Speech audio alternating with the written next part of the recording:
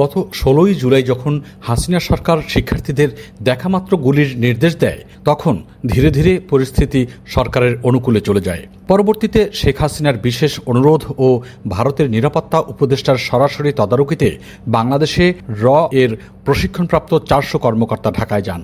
তাদের ভাষায়, আন্দোলন কাশ্মীরি কায়দায় দমন করে তারা দিল্লি ফেরেন ২৮ জুলাই। কিন্তু পরবর্তী পরিস্থিতি নিয়ে তারা ধারণা করতে পারেননি। তাদের ভাষায়, তারা সিআইএর কৌশলের কাছে হেরে যান ৫ই আগস্ট। যদিও ৫ই আগস্ট শেখ হাসিনার দিল্লি চলে যাওয়ার সিদ্ধান্ত হঠাৎ করে নেওয়া নয়। ২ আগস্ট প্ল্যান সি এর অংশ হিসেবে এই পরিকল্পনা করে রাখে হাসিনা ও ভারতীয় জাতীয় নিরাপত্তা উপদেষ্টা অজিত দোভাল। উল্লেখ্য, ভারত দক্ষিণ এশিয়াকে তার নিরাপত্তা সংশ্লিষ্ট অঞ্চল হিসেবে দেখে, ফলে এসব দেশের ব্যাপারে নিরাপত্তা উপদেষ্টার একটা হস্তক্ষেপ থাকে। ৫ আগস্টের পর ১০ আগস্ট সংখ্যালঘুদের সমাবেশের আড়ালে একটি প্রতিবিপ্লব করার পরিকল্পনা করে। তার জন্য বিপুল সংখ্যক ভারতীয় সাংবাদিকও সেদিন ঢাকায় উপস্থিত ছিলেন। সেটি ব্যর্থ হলে দ্বিতীয় পরিকল্পনা করা হয় ১৫ই আগস্ট। সেটিও ব্যর্থ হয়। তবে সম্প্রতি দেশে যে আনসার বিদ্রোহের পরিকল্পনা করা হয় তা আওয়ামী লীগের অভ্যন্তরীণ। তার সাথে এর সংশ্লিষ্টতা খুঁজে পায়নি দ্য মিরর এশিয়া।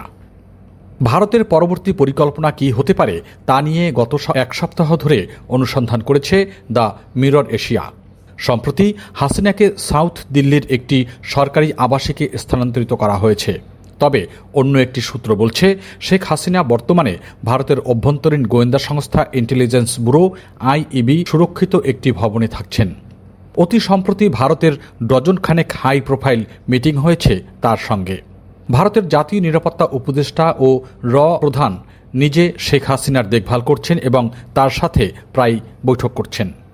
মনোবল ফিরিয়ে আনার জন্য হাসিনার সাথে নিয়মিত সাক্ষাৎ করছে তার কন্যা সাইমা ওয়াজেদ পুতুলও। নিয়মিত যোগব্যায়াম করছেন শেখ হাসিনা। হাসিনার নতুন ভবনের নিরাপত্তা ব্যবস্থা ও তার ব্যক্তিগত কর্মকর্তা নিয়োগ দেখে দিল্লিতে কর্মরত এক বাঙালি সাংবাদিক দ্য মিরর এশিয়াকে বলেছেন, শেখ হাসিনা দিল্লিতে দীর্ঘ সময়ের জন্য থাকছেন। দ্য মিরর এশিয়া নজর রাখছে হাসিনা ও ভারতের পরবর্তী পরিকল্পনার দিকে। এজন্য বাংলাদেশের ওপর নজর রাখেন এমন ২ সাংবাদিক, প্রধানমন্ত্রী কার্যালয়ের এক কর্মকর্তা, ২ জন থিঙ্ক ট্যাঙ্কের গবেষক ও সিক্রেট সার্ভিসের একজনের সাথেও কথা বলেছে দ্য মিরর এশিয়া। প্রতিবেদনে বলা হয়েছে, ভারত এই মুহূর্তে ২ নৌকায় পা রেখে চলতে চায়। প্রথমত, ঢাকায় নতুন সরকার ও আন্দোলনকারী শিক্ষার্থীদের গতিবিধি নজরদারি করা ও বিএনপি এবং জাতীয় পার্টির সঙ্গে যোগাযোগ রক্ষা করা। প্রধানমন্ত্রীর কার্যালয়ের একটি সূত্রের বরাত দিয়ে প্রতিবেদনে আরও উল্লেখ করা হয়, তারা জামায়াত ইসলামের সঙ্গেও আলোচনা করতে রাজি। জানা গেছে, আপাতত ২টি প্রজেক্ট দেওয়া হয়েছে। প্রথম প্রজেক্টে ১ সেপ্টেম্বর থেকে ৩০ নভেম্বর।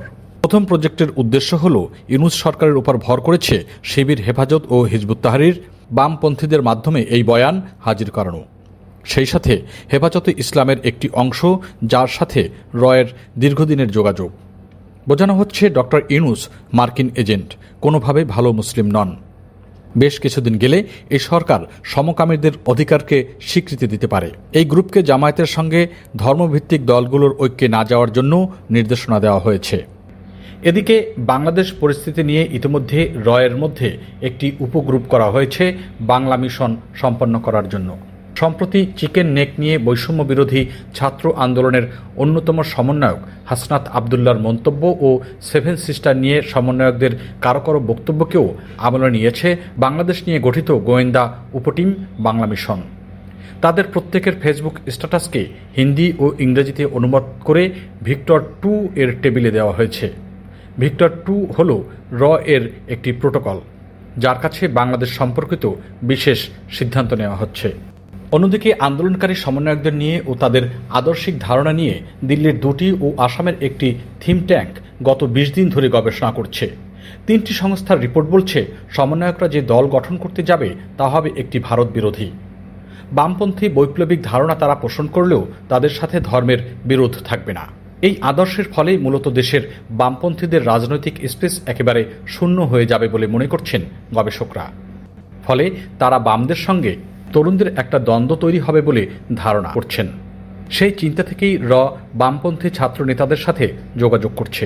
এছাড়া সম্প্রতি হয়ে যাওয়া গণ অভ্যুত্থানকে তারা একটি দার্শনিক ও ঐতিহাসিক ভিত্তি দিতে চাইলে বাংলাদেশের জাতীয় ইতিহাসে মুক্তিযুদ্ধের একচ্ছত্র বয়ান ক্ষুণ্ণ হবে বলে মনে করছেন তারা, যা ঢাকায় ভারতের সফট পাওয়ারকে দুর্বল করে দেবে। এই চেতনাকে বৃহত্তর পরিসরে গ্রহণ করা হলে রয়ের দ্বিতীয় পরিকল্পনা রিসেটেল আওয়ামী লীগ 2025 খুব কঠিন হয়ে যাবে।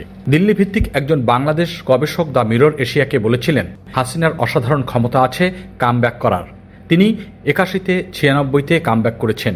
2004 সালের গ্রেনেড হামলা থেকে তিনি বেঁচে গিয়েছেন। 2009 সালে অপ্রতিরোধ্যভাবে ফিরে এসেছেন।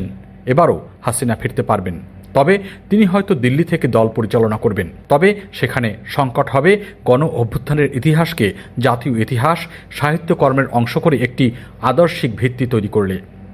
ভারত মনে করছে বিএনপির আমলে বরং আওয়ামী লীগ বেশি নিরাপদ থাকবে। বিএনপির নানা সংকট সামনে চলে আসলে, বিএনপি জামায়াতের ক্ষমতার দ্বন্দ্ব তৈরি হলে আওয়ামী লীগ একটা পলিটিক্যাল স্পেস পেতে পারে। আসাম থেকে একজন বাংলাদেশ এক্সপার্ট কথা বলেছেন দ্য মিরর এশিয়ার সাথে। তিনি বলেছেন, হাসিনা নর্থ ইস্টের সাথে ভারতের মূল ভূখণ্ডের যোগাযোগ করিয়ে দেওয়ার যে কথা বলছিলেন, সে স্বপ্ন একেবারে ভেস্তে গেছে। বিএনপি এক্ষেত্রে ভারতকে সহযোগিতা করবে না। নতুন রাজনৈতিক দল হবে অনেক বেশি তারুণ্য নির্ভর। তারা কূটনীতির চেয়ে রাজনৈতিক ভাষায় বেশি কথা বলবেন।